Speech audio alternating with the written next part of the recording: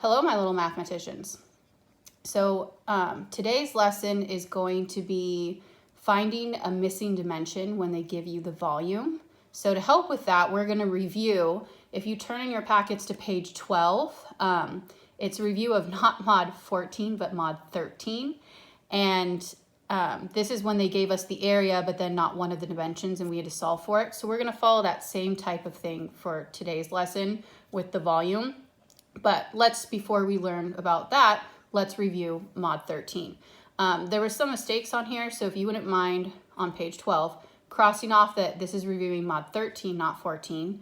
They should have given you that the overall area was 64 inches squared for number 1, and for number 2, that the area was 7.2 miles squared. And then also for number 3, go ahead and just change that to be 15.2 meters, okay? And then we are ready to review mod 13, which will help us in today's later lesson when we do the same thing, but for volume. Okay, so first off, this is a triangle. And if you remember the area of a triangle, the formula is base times height divided by 2. So you're gonna plug in what you know. You know that the area is 64, so plug in a 64 for A. And then look for that little box right there that connects your height to your base. So that right there is a 90-degree angle, and it connects your height, which we don't know, so we're going to keep that h, to that base length of 8, and then put it over 2. Now the trap was to use this 6 because you're like, oh, well, it's the bottom, so that's the base. No, the 6 and 7 and 8 would be if you were finding the perimeter. You'd go 6 plus 7 plus 8. And so part of the battle is determining what the important pieces of information are that you should use. And if you're asking for area, you look for that little box that connects the height to your base. All right, let's go ahead and simplify. You have 8 divided by 2. Well, 8 divided by 2 is 4. So now you have 4h on this side and 64 on this side. You want to get h by itself. And what's preventing it from being by itself is that 4. So I'm going to go ahead and divide by 4 so that that cancels. And whatever you do to one side, you have to do to the other.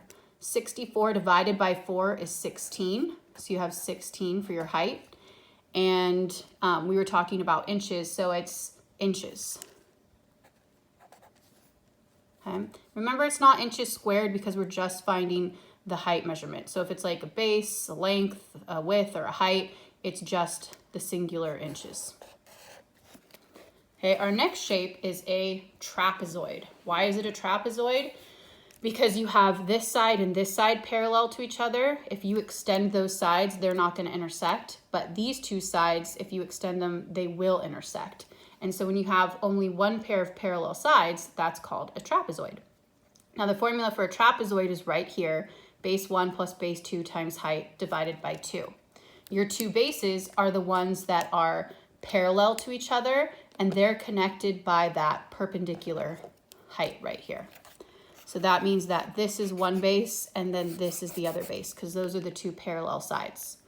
So the one base is 2.4. The other base is 1.2. Your height, we don't know, is h, so I'm going to leave it like that. Okay, put over 2. And my area of the whole figure, they told me, was 7.2. Okay, our first step we want to do is we want to combine the thing inside the parentheses of 2.4 and 1.2. And if you add those together, you get 3.6. Now you have 3.6 times h divided by 2 equals 7.2. I can simplify this because 3.6 divided by 2 is 1.8. h equals 7.2. Now you just want to get the h by itself, and how you do that is you divide both sides by whatever's in front of the h, because the inverse of multiplying is to divide, and whatever you do to one side, you have to do to the other. 1.8 divided by 1.8 is 1, so you have 1h equals 7.2 divided by 1.8 is 4. And this one was talking about miles, so my height is 4 miles. Okay, if you got both of those right, good job. You have a really good memory. And then you're going to do that much better on our upcoming lesson of doing the same thing, but for the volume formula. Okay, we also want to do number 3 because we have some multi-step problems. So let's take a look. It says, if Juan wants to paint this wall and each gallon of paint covers 180 meters squared, how many gallons of paint should Juan buy? And by Juan, I totally meant Jan, right? That's what you heard. That's what I heard. Okay, I have this box right here, and this is a parallelogram or rectangle. So the formula for a parallelogram or rectangle is area is base times height, okay? Because if you want to paint the whole wall, you need to paint the whole thing, not the outside, not perimeter, but all the inside, so area. So I'm going to plug in, my base is 25.6, my height is 15.2. So you go ahead and you multiply those two numbers, and 25.6 times 15.2, you should get an area of 389.12, and it was meters, so it's meters squared. Now, before you go ahead and just box your answer and be like, peace, done, what did it actually ask me? Well, it said each gallon of paint covers 180 meters squared, or square meters, so how many gallons of paint should Jan buy? 1 gallon covers 180 meters squared. So you have 2 units. Remember, we refer to those as what's called a conversion unit. And then this is one singular unit, like it has meters squared. So it just has 1 unit, which is meters squared. So I'm going to start with the thing that has 1 unit, the meters squared, and I'm going to multiply it with my conversion unit. You always put the like units diagonally across from each other so that they'll end up canceling. So you have meters squared, and it's talking about gallons. Now, what numbers go with each of those? Each gallon, so 1 gallon of paint, covers 180 square meters.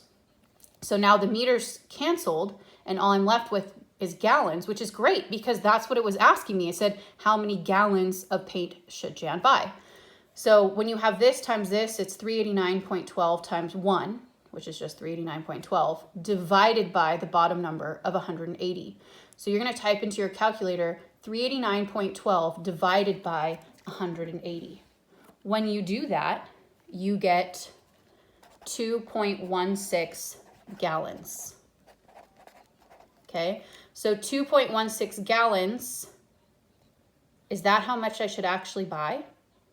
Well, I mean, technically that's how much you need. But if you go to the paint store and then you're like, oh, okay, so here's 1, 2, I don't need a third one. I just need part of it. And you start dumping part of the container out in the middle of the aisle, they're gonna be pissed at you, right? So we can't do that. So we can only buy in whole numbers. I know some, like Home Depot and some places actually do allow you to do partial amounts. But let's pretend, because if this were talking about like t-shirts or something, you're not gonna cut a t-shirt in half or things like that. Or if it's like selling hot dog buns, you're not gonna take some of the hot dog buns out and just buy the amount that you need. So let's pretend that that applies to paint as well. So how many gallons should I buy? This is between 2 and 3, right? So 2.16 is between 2 and 3. So do I buy 2 gallons or do I buy 3 gallons? Well, if I buy 2 gallons of paint, it's not enough. So I need to buy 3 gallons of paint. Okay, so how many gallons of paint should Jan buy? She should buy 3 gallons of paint, because if she buys just 2, it's not enough. And then that way she has a little bit of extra just in case she messes up. All right, guys, if you did these problems first on your own and then checked it with me and you got them all right, genius. So proud. All right.